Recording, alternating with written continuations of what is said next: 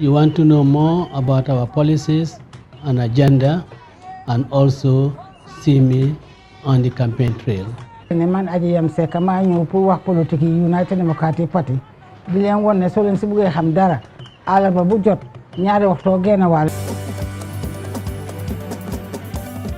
You want to know more about the UDP, our plans, policies and agendas, and also see me on the campaign trail? Join us on our program, UDP on the Trail, every Wednesday at 2:30 p.m. only on Kerr Fatou.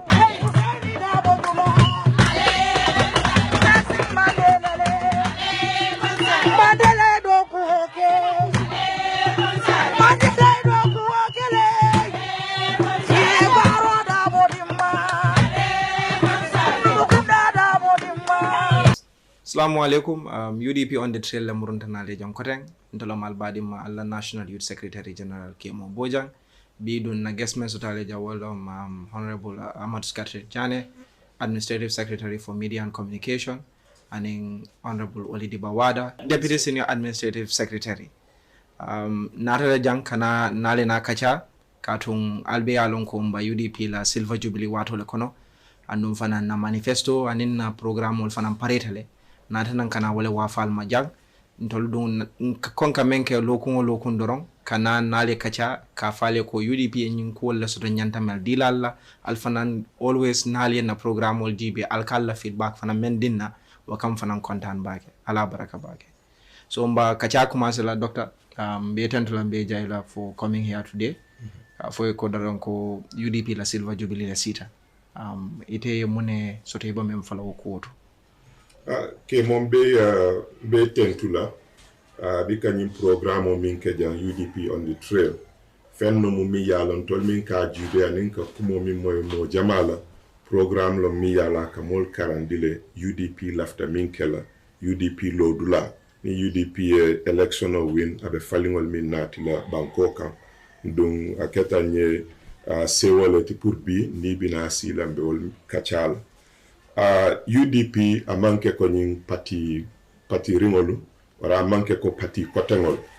pati lo mi yalon molle bije nyaton kolo min ye miro soto ye hamo soto ndung ya lodula soto pour ka banko samban sula tala dami wale atinna ngam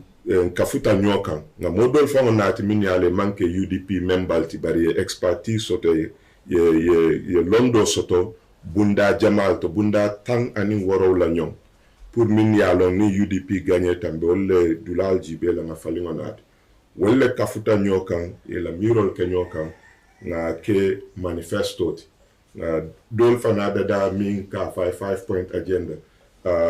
dula kuma lulu mi yalon ni UDP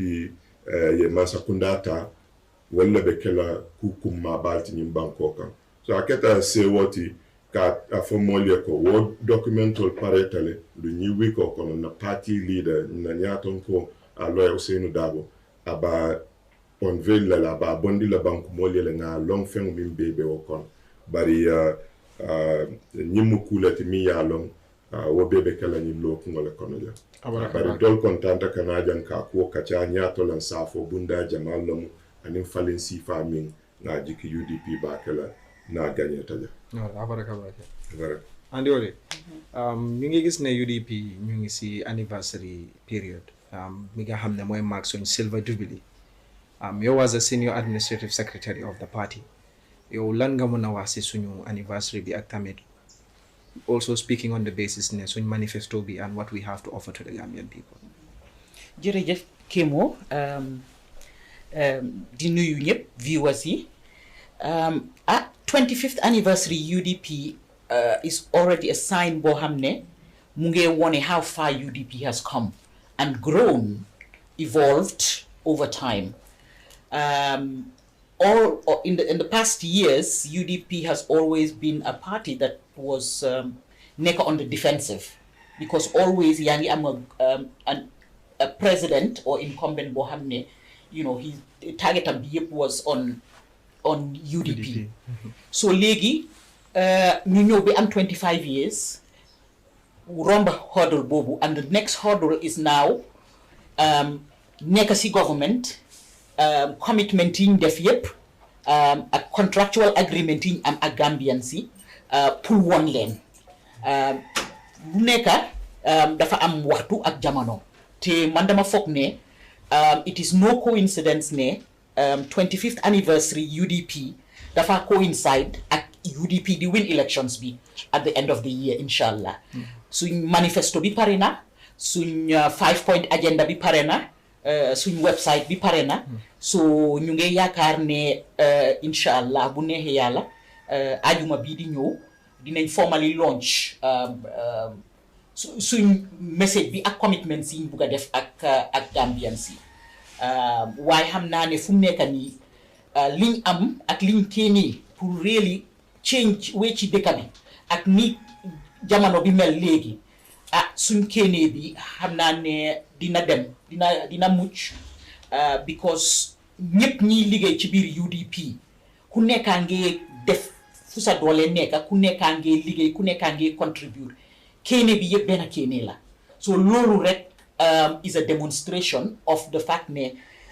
yenn perception yi am on UDP ci biti du lu nekk ci biir UDP so ñun fu mu nekk nii dañ countdown la ñoo def rek waaye ñun pare nañ suñ commitment yi ñu bugga te yii moom lañu nit yi ñu doon waxtaanal ci dëkk bi di wax ne yii ñoo am njëriñ si ñoom am solo si ñoom so ñun loolu lañ bugg a concentrate on ne yéen lii ngeen ñu wax ne moom lañ war a def lii ngeen bugg a nguur def ñun pare nañoo def loolu. alright jërëjëf te tamit just pour yokk si rek parce que bu ñu waxee 25 years ñu bari nañu wax ne loolu time bu yàgg la but soo ko xoolee tamit for a party mi nga xam ne was more of a reactionary party to a certain happening within the country at the time nga xool fan la UDP dooree ak léegi fan lañ nekk I think it has been a very big impact or success mi nga xam ne ñun tam mën nañ koo celebrate overall di nga wax ne winuñ elections yu nga xam ne lañ jëloon party but the main aim bi nga xam ne la party bi taxawoon mooy pour génnee fii a military government ak a dictatorship we have succeeded in that te UDP play on a major part in that success by being a major stakeholder of the coalition government te in the past 25 years boo xoolee dama dee wax ne soo waxee opposition the reason lu tax Gambia nekkutoon a one party state majority was because of the United Democratic Party because ñoom ñoo fi nekkoon opposition mi nga xam ne was the biggest opposition te ñu ngi woon fii di def liggéey opposition mi nga xam ne dañu war a def nekkoon nañ fi watchdog for the government nekkoon nañ fi opposition mi nga xam ne mu ngi doon make sure ne elections were happening te tamit ñu ngi doon contest for elections election yi nga xam ne foogoon nañ tamit du free and fair UDP boycottoon nañ leen wonee ne ñun nangu wuñ ne dëkk suñ nangutoo nekkut si dëkk bi num nekk di doxee loolu tax na dinaa ñëw si beneen question bi parce que wax na affaire yi win elections Dr. Mbe Ñininkala ning ko election winning in 96 kana 2001 kan the amol fata jande na moy on media outlets hani IEC la chairman at the time ka foko UDP probably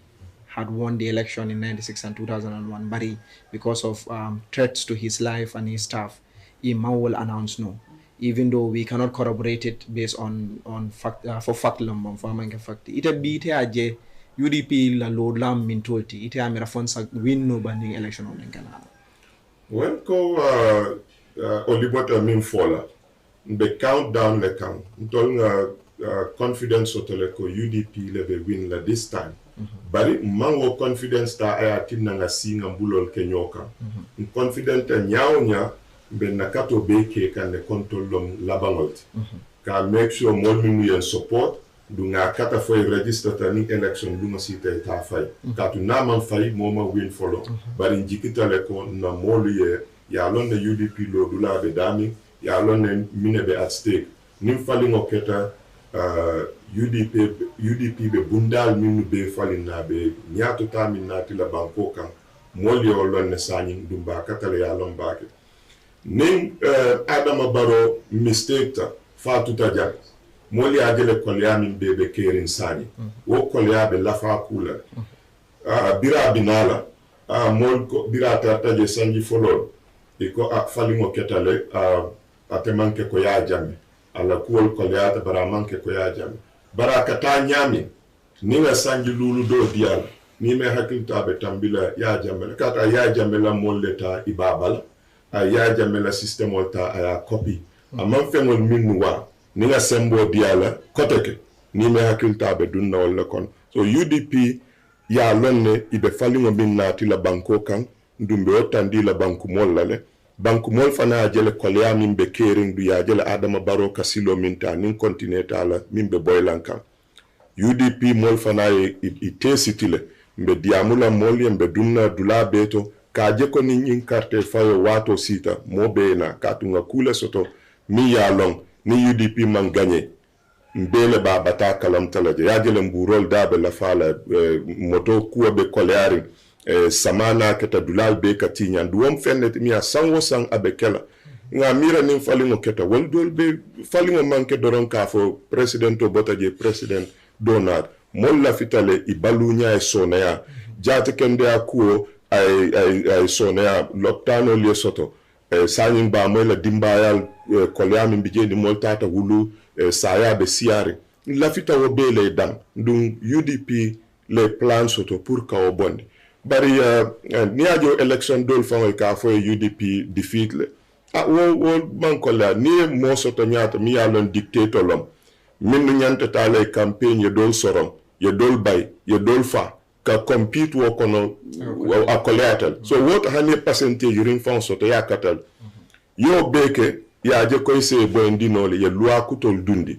loi minnu be afola fa mol minnu sita banta katu dictator ni mol bay jama ba tata ilafta kana murun ka mako roke campaign te ko sala te fem fa kelano almantara sire nunjan ibe mol sorane be badingol mutal a collateral bar UDP a kata bakele pour ko nyi silo Gambia no manta sila la mol folo na campaign ton ka fo molele ya jamme mental jelal ta doron ali afay sani jamale be silale ko ni tata fay adama baro be jel iba fola le lafta fanga nje na fay nanje so kuol falintel mol man sila koteke ya jele kolyamin be kering ndu ya jele fana carte fayo ye minke last time tata participate ay falingo minnat ngalon ne sembo be molle bulu voters nyol molle wala lon sani ndu UDP bala kato be ke kanne ka fo molle be falin si famin natila ndu UDP nga nyaton ko le soto mi ya lonko visionary lom ndu na kumo minfo akalo wala amanke min bina nyinfo soma e fen dofo o ya foko election ole be keri min diate yafo bari ni tata government mol ka track record soto le mbika hakilo tuje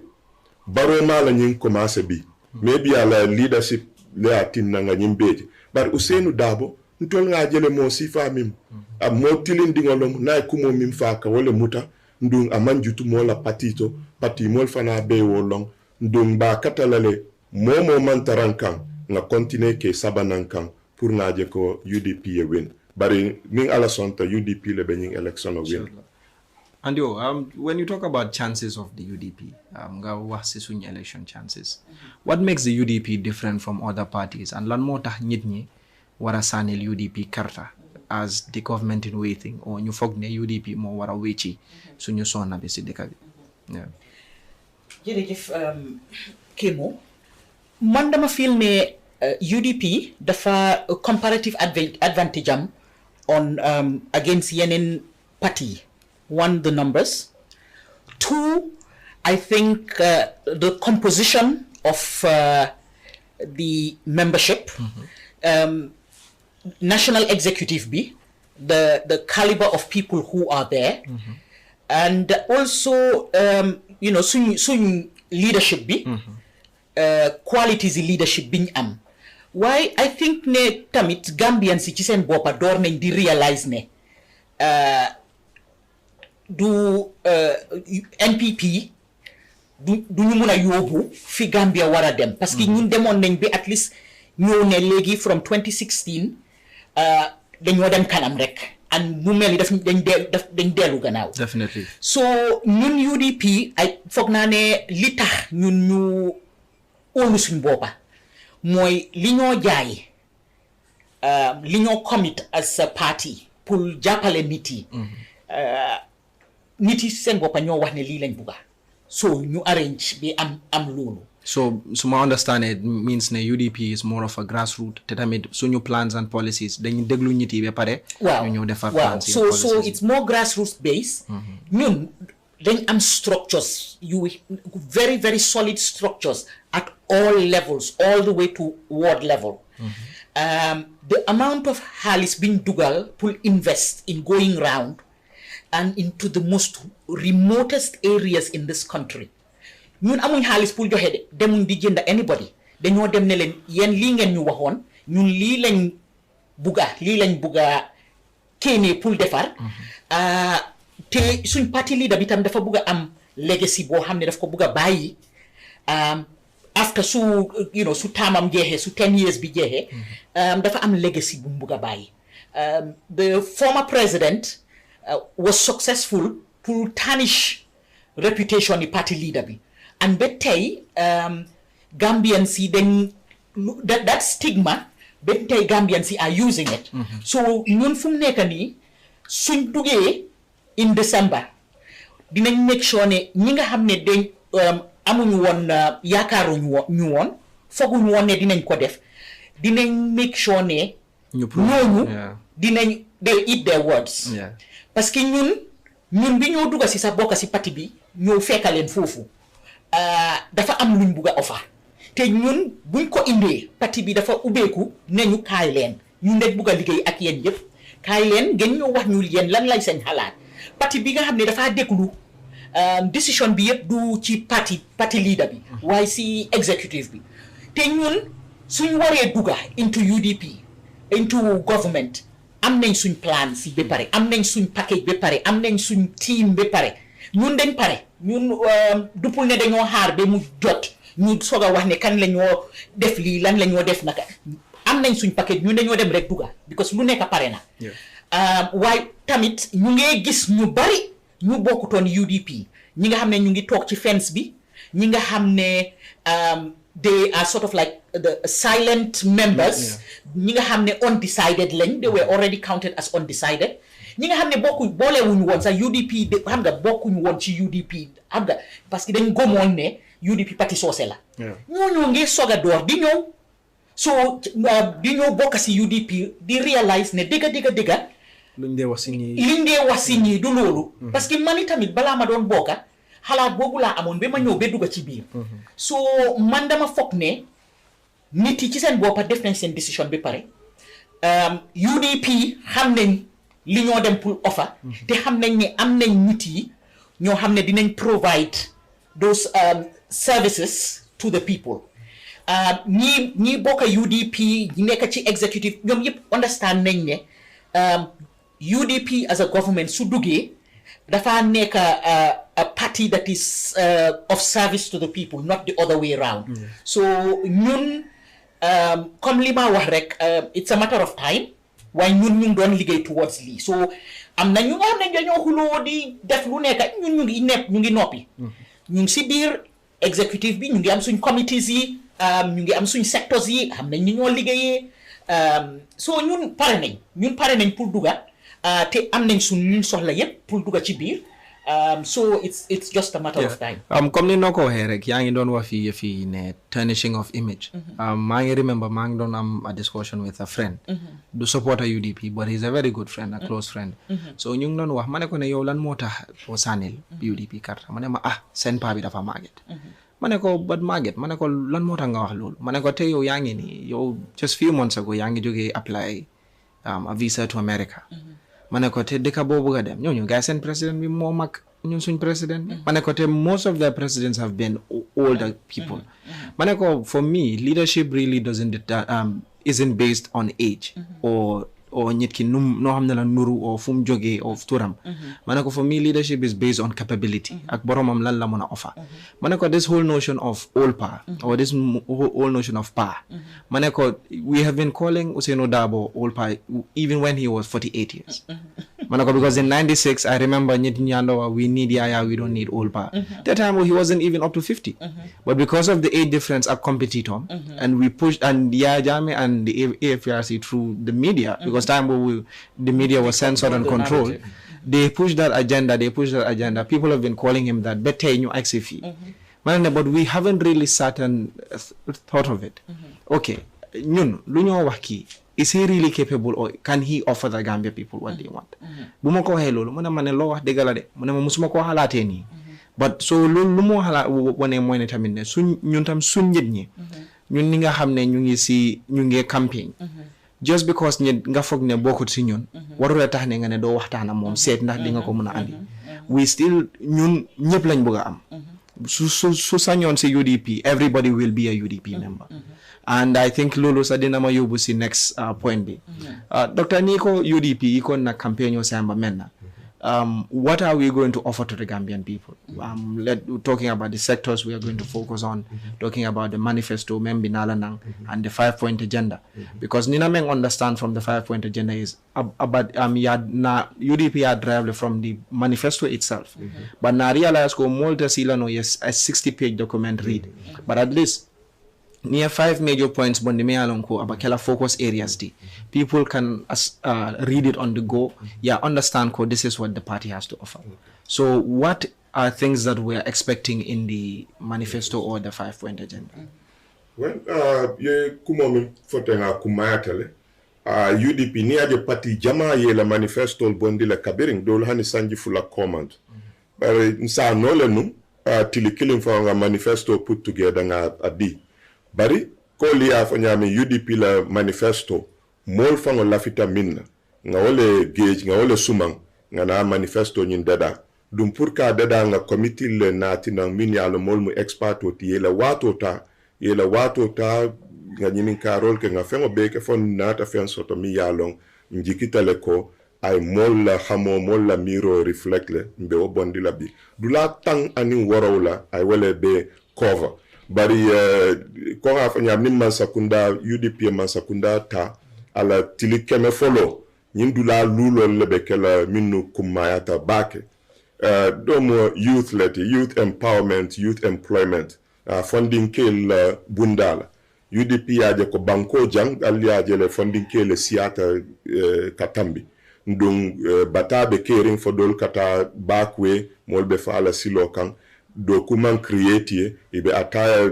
min grand place to katu man tadu la soto so problem jama bije ni man bunda yele funding kele wo be ka sotole so ngaje ko wala mu number 1 priority ti pour UDP government ni man sakundata ba detail for later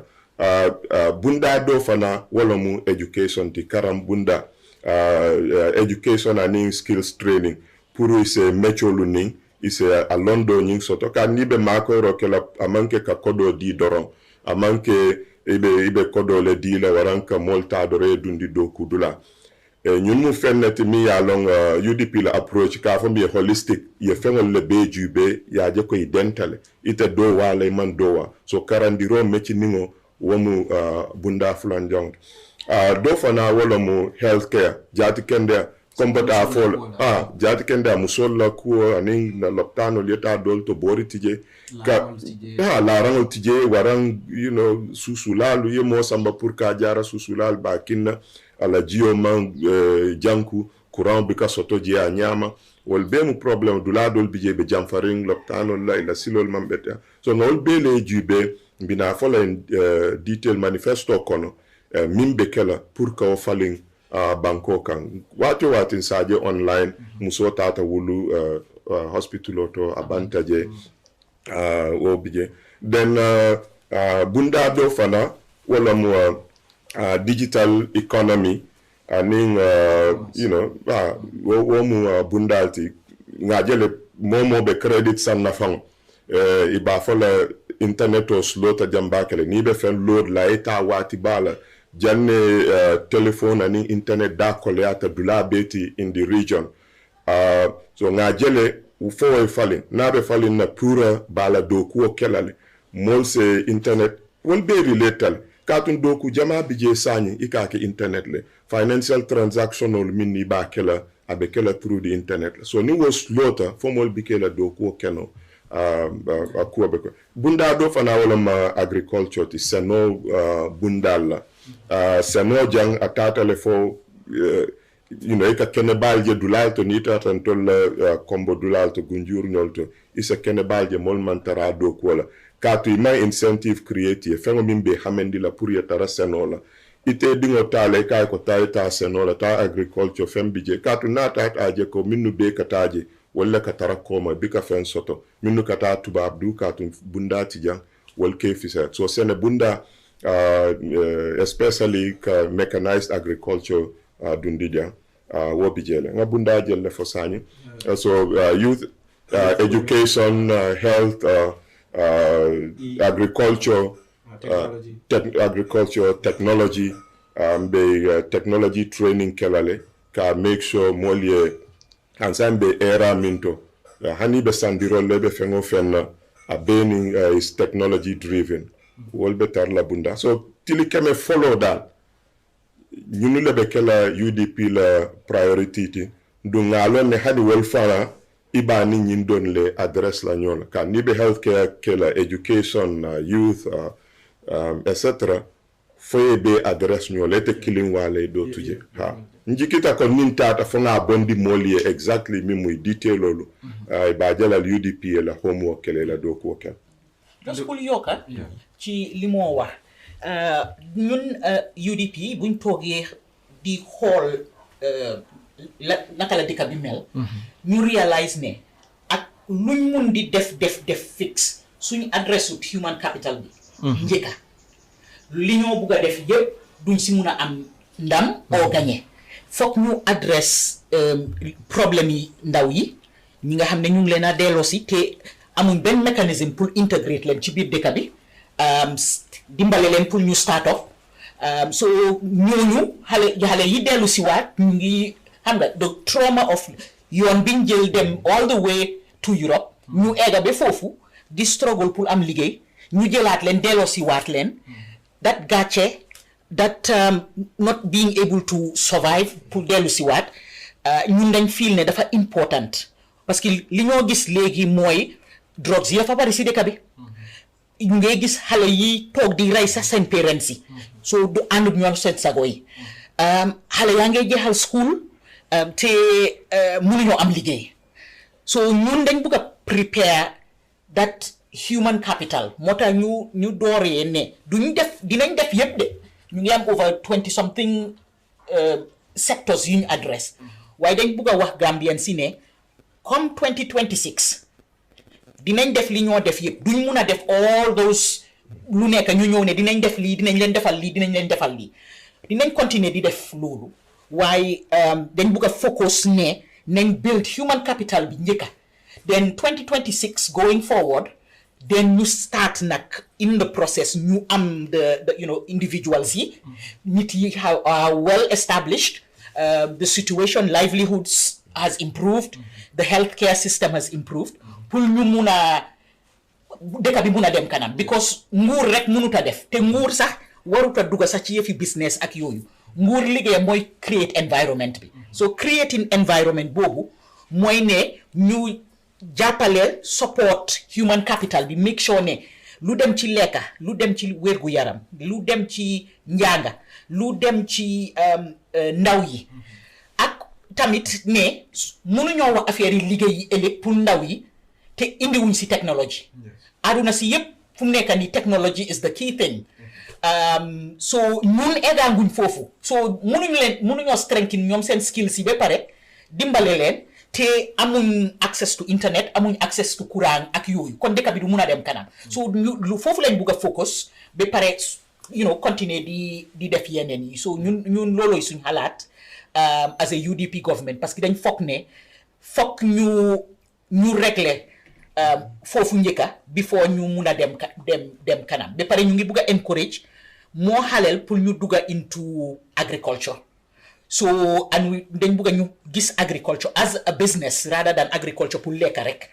so yooyu tamit liñ bugg a gis la skills training dafa fundamentally important pour UDP government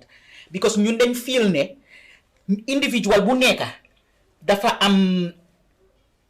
xam-xam oo doole bu mu am li ko yàlla may si skill waaye ñun dañ dee seet rek yóbbu xale yi school pass leen exam so ñu ngi leen a prepare rek pour pass exams duñ dee jox train leen on soft emotional life skills duñ leen dee prepare pour after suñ jeexalee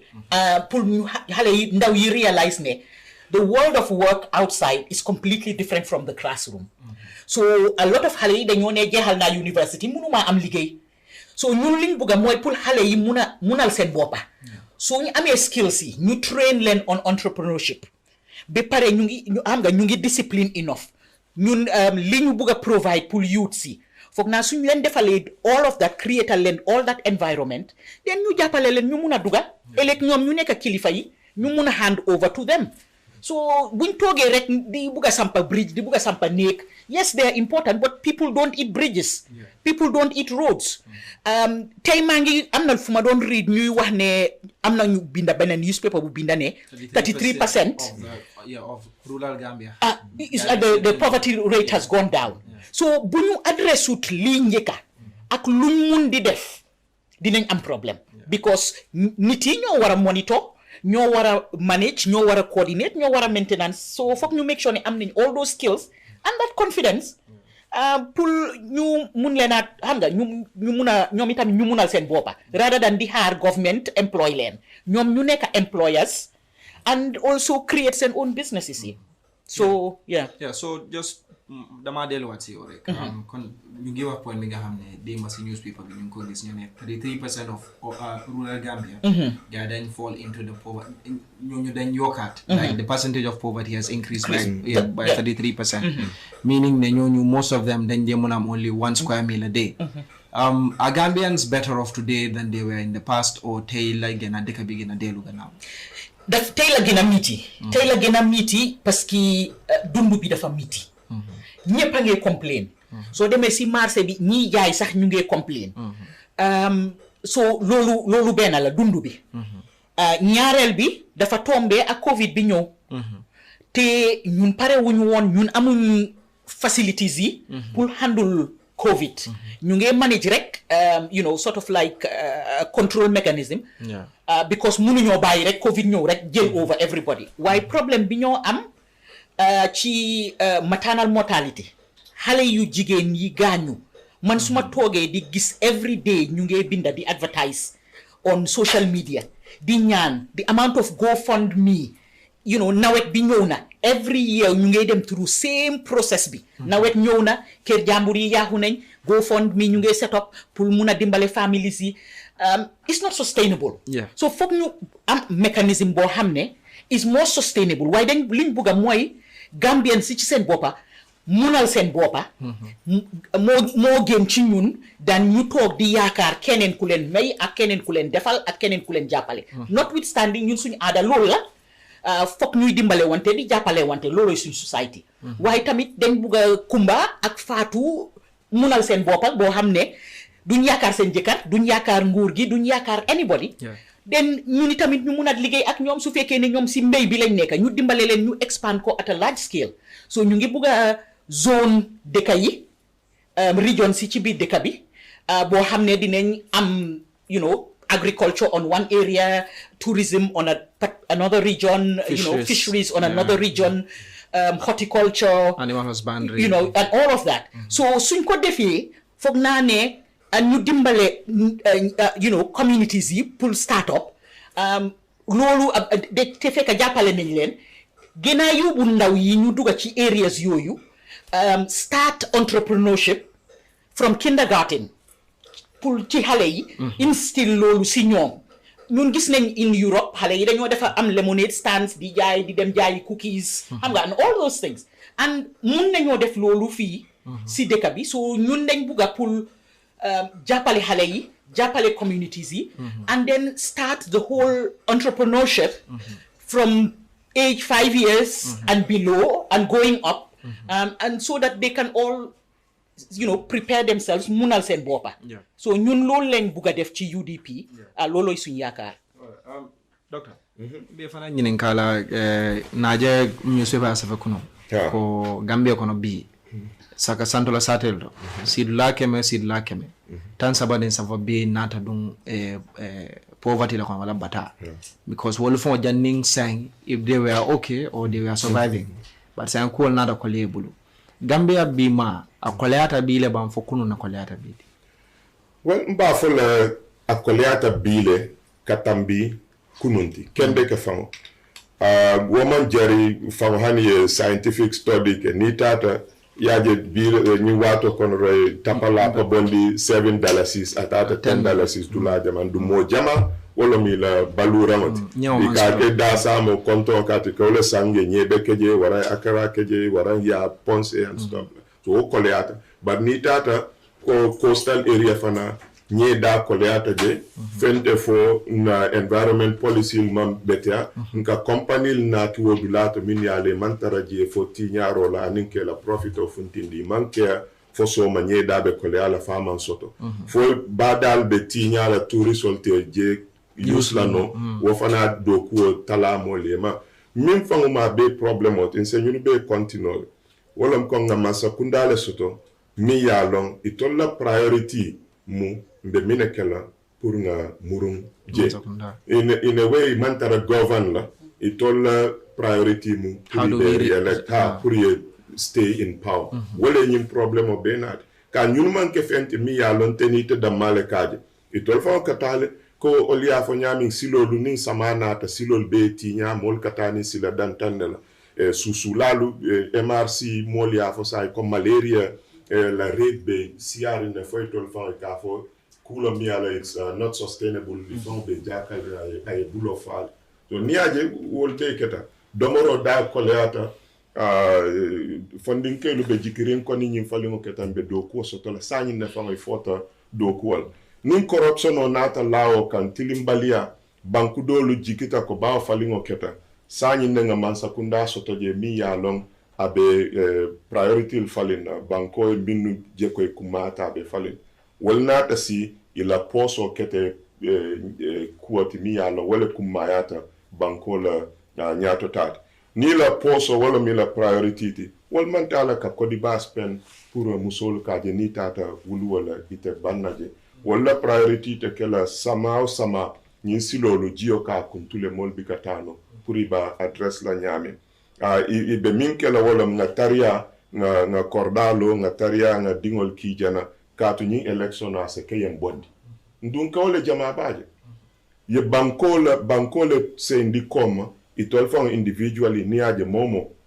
ay moto kutol le sang ay kordal le lo mi ya lon ko min sa mota fola ko manya wol dolu kelano ni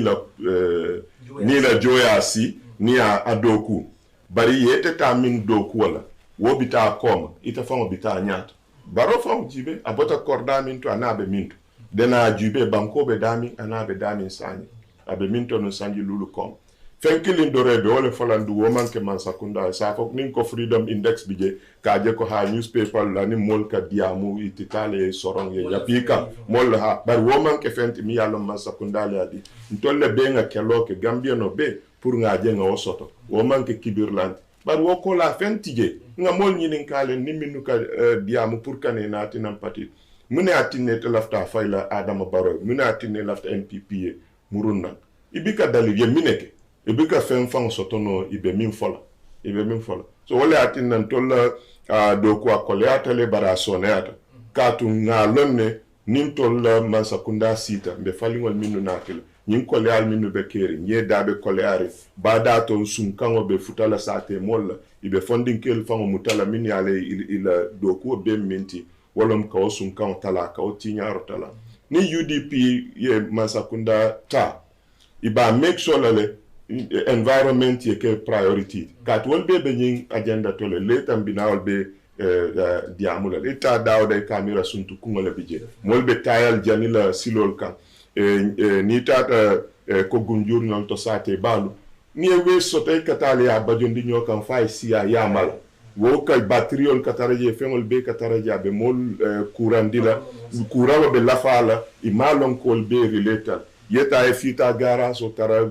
kolongo dala ibe tulol bonna fenketa mol maje ko wol kata wo be mu man sakundale mala do ko ibe tambila silo kanyadiaje be tayal malala ibe nyamol fayla dula beton na silabal tous mankeje sayne dula nota katambi ani folo so be atandile ko Gambian tata koma bakele bundal beto bundal kilingo min afisiata wo manke man sakundale wo natin so fonga kato be ke ka kuol fale just nefaram bal hen salata kato ning For example, don't funding kelle. And partila la ton tolba lorin funding kelle. Most of the time, seconding election o men kananga tu ning fenkol sotolale conversations with civil society ning group dol. And on katu mel fola wolom ha election violence and imba korb la nyame. But people don't understand ko. The reason we have election violence is because young people are idle. Mamfen soto madame mutala. There's no employment. So nimona rabi ayete jikindi $1,000 sila ko if you go attack my competitor or my opponent or yet ala ballot box or sunya or efenke mbejo la $1,000 sila gather 50 boys home 50,000. B Gambia funding kill yamuna soto iba memutala me alon ko aba odile atije. And if we want to, the reason why in developed countries don't have these things is because they have welfare. The la mansakunda ka welfare ke jila ninkudo ntolo Gambia mosoto andu niaji be employment nyanta sort la dame the employability julbru for example like funding ke jelle employ non jang mansakunda wulta lunkile ndora atina julbru soranta. All of those young people are idle today. Yaji be the other avenues me anko employment masota kan nonje. And even people having cash in hand, because no matter how much ikejo wala, but ni marse kuol fanan koleata, ita fanan buka na fen soto no hanika kodo men soto, dependency fanan nata siya mulkang. Nyimbe ati na kolea nata la fanan. Andung mbala fila kal fanan na opinion get, especially anti o madore yo. Dekabite yo langa fok moneka di go wrong, and yo langa fok nela UDP di johe when we come into government. Lena,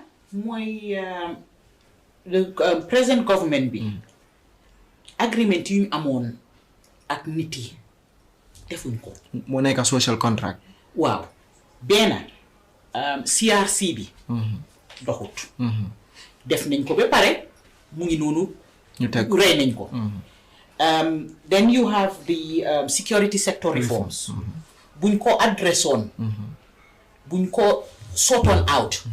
duñ talk sa di waxtaan tey about election violence bi war a ñëw because waroon na ko address ba pare ñu ngi am land commission bi dara egali wuñ ko ñu ngi am public sector reforms bi dara defuñ dara so Jane commission bi was not implemented recommendations yi lifin Faraba commission bi so ñun li tax sax ñu ne dañoo focus on 5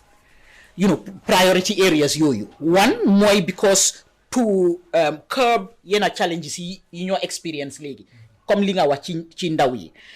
Second one bi duñ mëna def yépp because buñ duggé xam nañ ne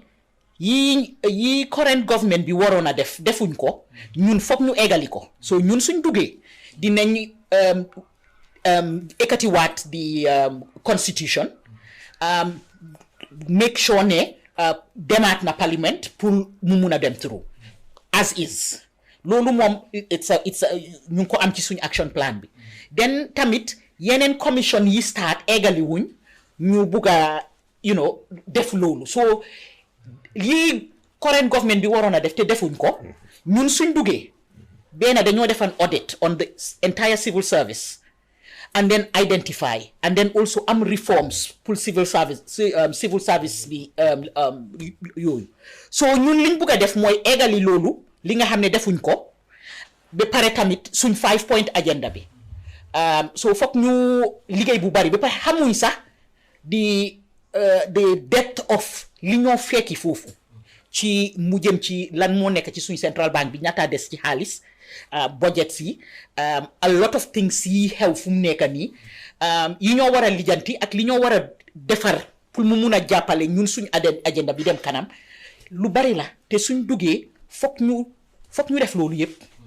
fokk ñu def moom yi munutoon a di government bi munutoon a def ba pare ñu nit ñu continuer di build the human capacity pour gaa yi mun a delluwaat dugga ci biir government bi loolu is very very important te ñun dugal nañ ko ci suñ plan bi ba pare pour dem kanam disappointment biñ am man disappointment bi ma am mooy xëy na ci njëlbeen bi after Yaya Jammeh yaakaar bi dafa ñun yëpp Gambians ñun yëpp dañuy yaakaaroon ne lii magic bullet la realize uñ tamit ne individual si tamit suñ duggee ku nekk interest am laa seet dañ wara weesu ku nekk di seet man pour man rek buñ dooree di change suñ xalaat di make sure ne pour yëpp la pour gox yi na ku nekk liggéey bokka nekk benn te loolu foog leadership bi nga mun a lead by example so one dinañ lead by example beneen bi dinañ also make it very clear ne ñun we are going to be of service to the people ba pare make clear ne ñun dañ bëgg a improve the lives and livelihoods of Gambians so te loolu dafa mean ne the whole li encompass human capital loolooy suñ focus so ñun 5 years yi loolu lañ bëgg a ñëw def si te xam nañ ne tamit election sa am next year pour local government bi so liggéey bi bari na and yu bari defuñ ko ñu ngi nii ba tey ñu ngi am problème yi courant dañ fogoon ne dinañ ko adresse na ñu ngi am problème yi ndox ñu ngi am problème yi health care services yi doo mun a understand daal because man tey su ma feebaree bu ma damaa ne bu leen ma yóbbu lopitaan bàyyi leen ma faju suma kër waaw because facilities yi nekkuñ fa te su ma fa demee damaa dem jëndi suma bagage yi yóbbuwaale ko lopitaan so I might as well jënd suma bagage yi nekk suma kër su ma xamee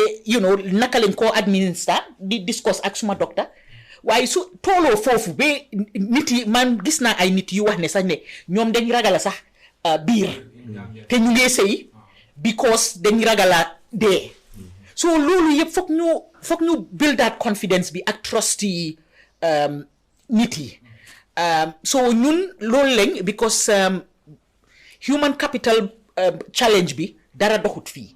and not just on that but even on the infrastructure tamit dara doxut fii so naka la économie bi di demee kanam te yii yëpp réglé wuñ so there is a lot of disappointment but maybe because our expectations were too high so ñun fas keenee nañ ne yooyu yëpp dinañ ko réglé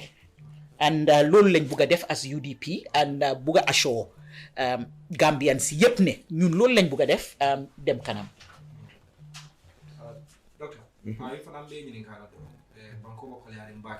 di do wol man so fonni ke basiri mo fa be siaren drogol dun da banko kan mo malong du malle adindi mol malong akita nyaadi le mo man ko moy je ko ten fertilizer fanan na moy menyande tala nun na fama solia o fanan tata dum bulol ko nay koy ba samba kam mali tate muta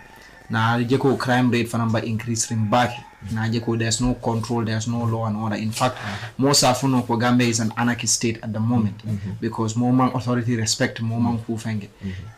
Gambia ite amira munem problem wotini and the rise in corruption as well. And corruption of every single day. They have zero tolerance policy for corruption and zero tolerance on violence against women. Definitely. There would be no compromise on those two areas because again there's a reputation to maintain. Definitely. Abanta ali afolo birali corruption ma abanta. Bari corruption no yena afen kafuo kan mi ya la li nyaton ko soto mi ya le man miro soto imam vise ka janneje imam janaje example hanin kan bada to kuwal minufo janni bitala contracts sign la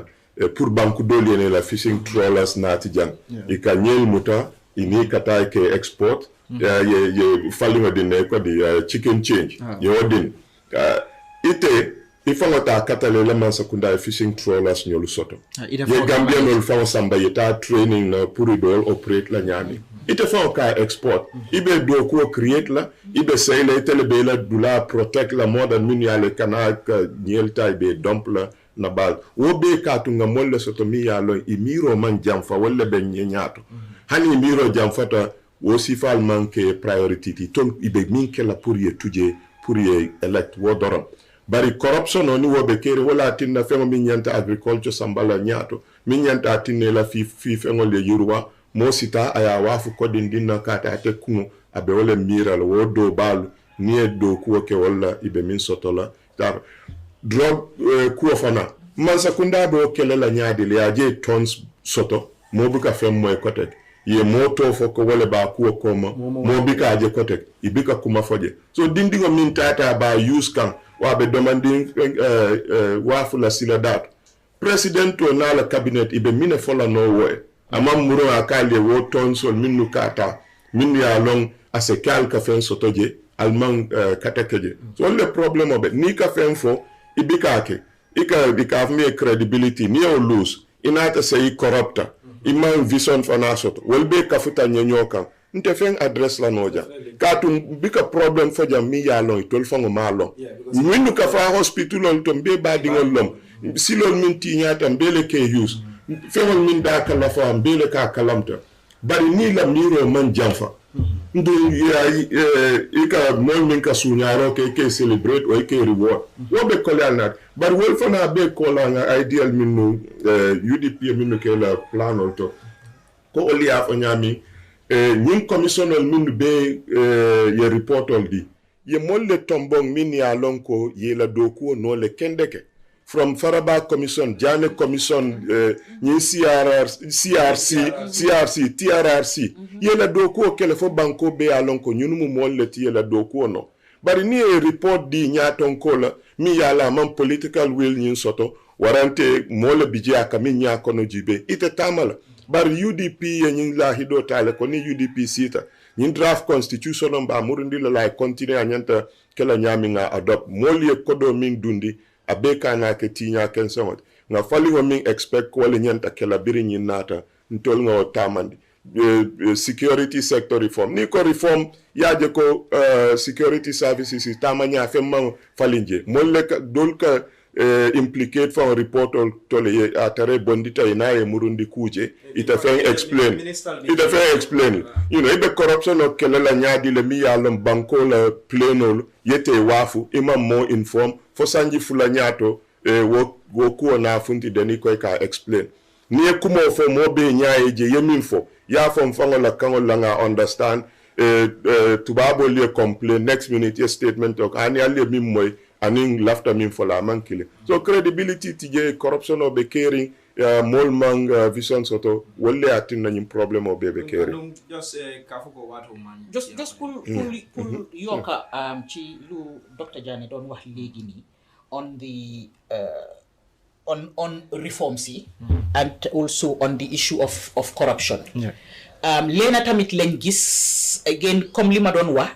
the previous government then separate on Gambians ken oluwut ken oluwut ki nga ligéyal ken oluwut sa biir nek sa oluwuloo ken te dem feel ne fokk ñu am leadership boo xam ne dina unify dëkk bi there's a lot of disgruntled and disappointed Gambians fokk ñu unify at leen. There should not be issues being discussed about tribals. There should not be issues being discussed about religion. You know, we are knit first before ngaboka a particular community or particular tribe or particular and I'm on a time bohamne there was so much tolerance chibir dekabi. People were intermarrying, people were engaging. Why legi fumnekani dama feel ne that gap being chi separate yow ki sosé la ki jola la ki aku la ki Christian la ki Catholic la dama feel ne dañ bay gap bi mu ngi gëna yokku di gëna yokku te dëkk bi suñ amut ku indi everybody together du mëna dem so ñun leadership bi dañ bëgg unify pour unify Gambians bring ku nekk together and lolu tamit am nañ ko ci suñ plan si on how do we bring the Gambian community together and how can we earn the trust of Gambians so that unification is also the bread and butter of loo xam ne dina tax suñ mandate ak liñ bugg a def dox because dañ bugg a indi ñëpp on board.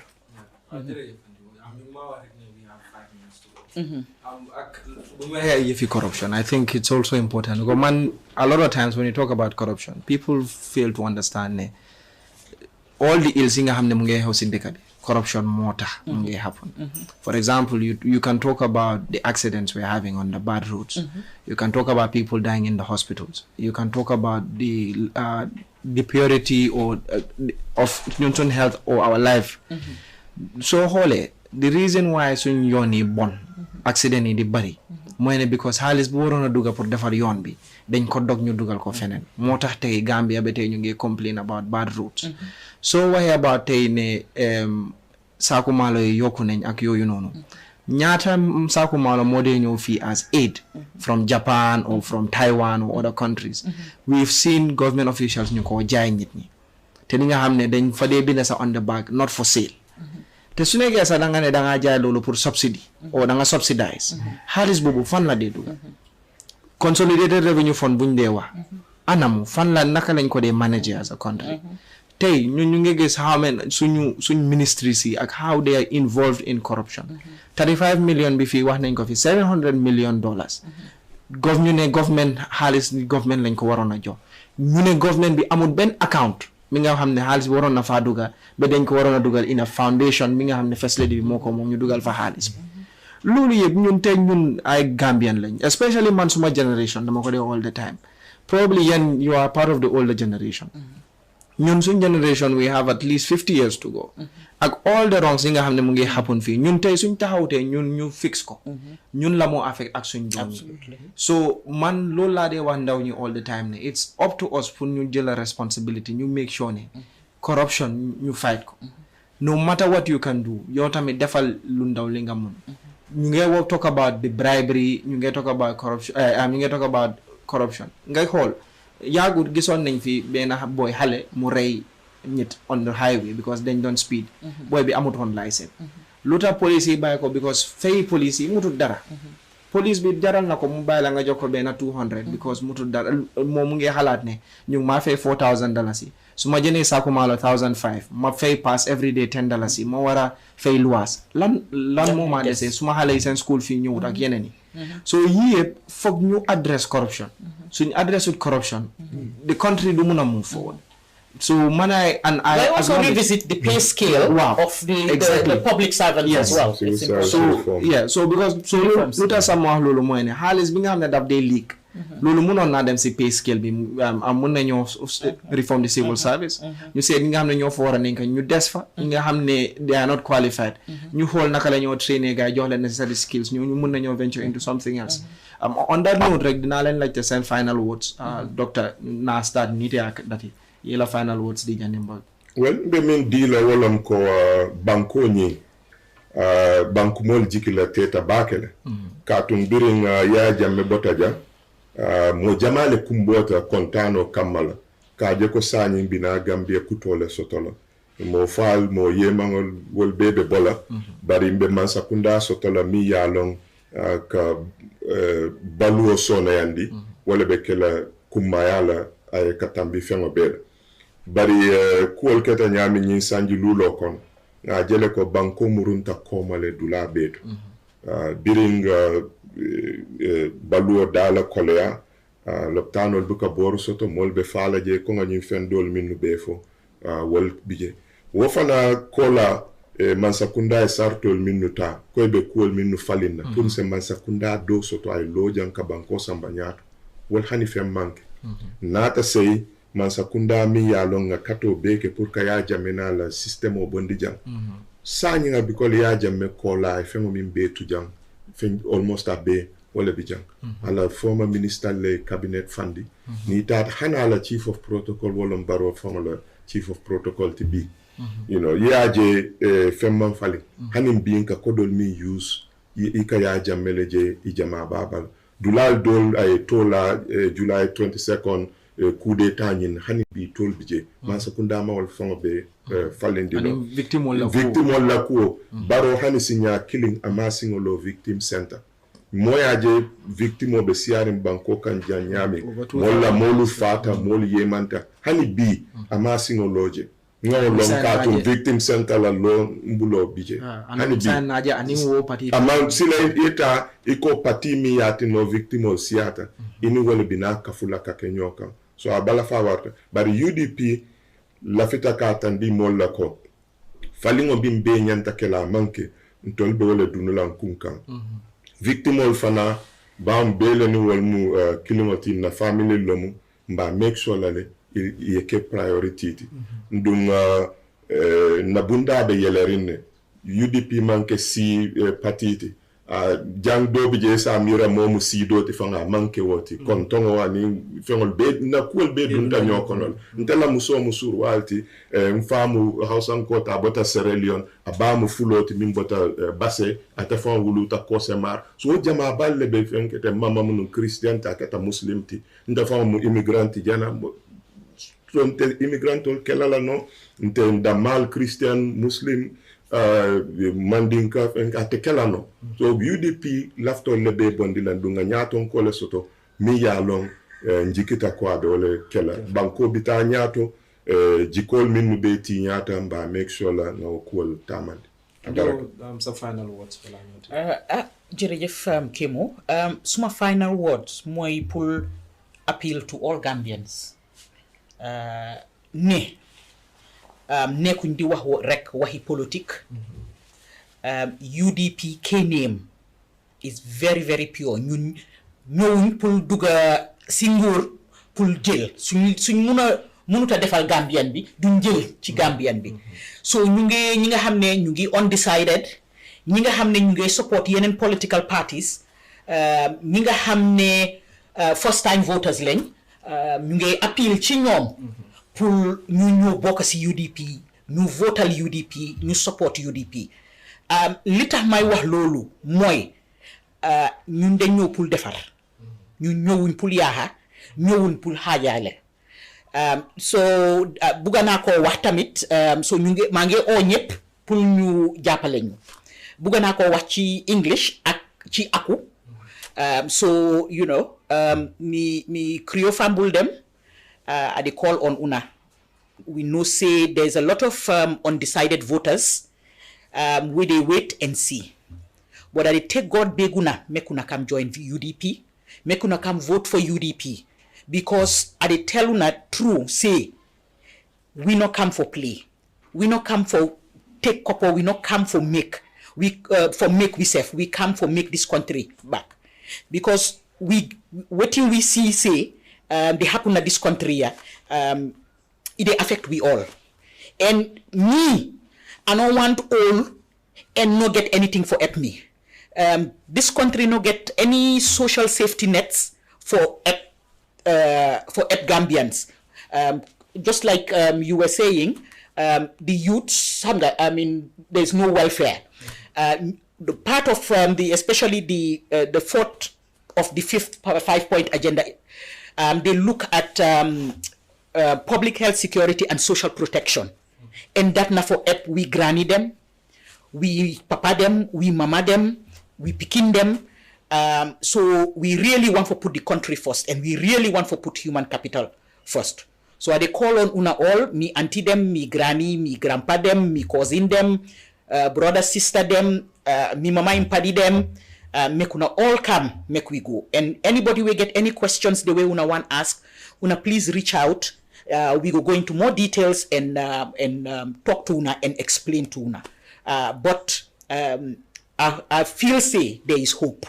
and the hope lies on una and the trust we una get for we. So thank you very much, and that's what I wanted to say, and also to say it in English. I'm calling on all Gambians, young, old, so that they can support UDP, vote for UDP, and give us a chance to be able to, for us to be able to put our money where our mouth is, because we really are committed, and we want to leave a legacy where, for generations yet unborn, they will say it was when UDP came in that things started to change and improve our lives and our livelihoods. So thank you very much. Thank you very much, Andy, and thank you very much, Dr. Skarjekane, for joining us. Ndolom alla UDP on the trail kotenke. Nadale nala kachata, nanna planol fali, nanna policy fali laftameng offer to the Gambian people. Konkatula fala nyawo ndrong. Ntoloma yaja me konkabrinka yaja me kele as a party. Andung na yaja me kelele katum system o member banko kan lafta wala falin nanu adama baro abotan tolle bala nta konna bari system kilimo alafta wala tulajang alafta wala sembentu yan la Gambia andu UDP ta sonna wala hanning Usain Dabolom no natele o ke UDP as a party balola na kele katu lafta falin wala na Gambia lafta le Gambia no liye la nyanto soto andu UDP balori wala singokan Usain da balori wala singokan wala nan na trust otaye na confidence otaye kumba telekela na candidate ka tambindi kato a proven track record le soto ay do ko ke dulal melbe do katandi ko he has impacted there positively. On that note, mba mobe tentula, mba mobe jahila, aliyen jibe menna, mba falale ko lata ko nadi alla quartier di UDP la, wala UDP wa fale masawana na Gambia mbi lafta falama menjala. Ala baraka bake, alna albadi malam, alla National Youth Secretary General, kia mo bojang, bi mel nimbi jang, wala Senior Administrative Secretary for Communication, Dr. Ahmad Skarre Jane, and Senior Administrative Secretary for Administration, Wali di Bawada. Ala baraka bake. Thank you.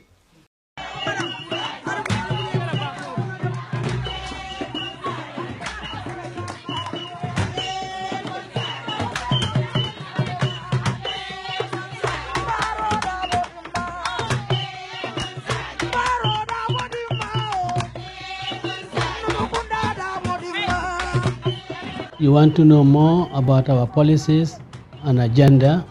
and also see me on the campaign trail. ne man aji yam se kama ñëw pour wax politique United Democratic Party di leen won ne soo leen si bëggee xam dara àllarba bu jot ñaari waxtoo genn wàll. Do you want to know more about the UDP, our plans, policies, and agendas, and also see me on the campaign trail? Join us on our program, UDP on the Trail, every Wednesday at 2:30 p.m. only on Kerr, Fatou.